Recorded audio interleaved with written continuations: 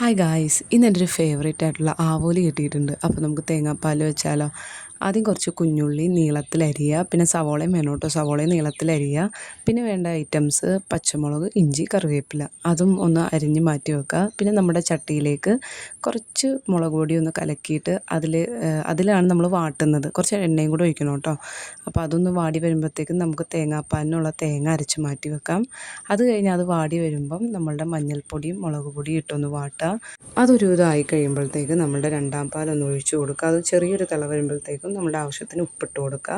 അത് കഴിഞ്ഞ് വേറൊരു ഐറ്റം എന്ന് പറഞ്ഞാൽ നമ്മൾ തക്കാളി ഒന്ന് സ്ക്യൂസ് ചെയ്ത് കൊടുക്കുന്നുണ്ട്. അപ്പോൾ അതൊന്ന് സ്ക്യൂസ് ചെയ്ത് കൊടുത്തു കഴിഞ്ഞ് അതൊന്ന് തിള വരുമ്പോഴത്തേക്കും നമ്മളുടെ മീൻ ഓരോന്ന് ഇട്ട് കൊടുക്കുക.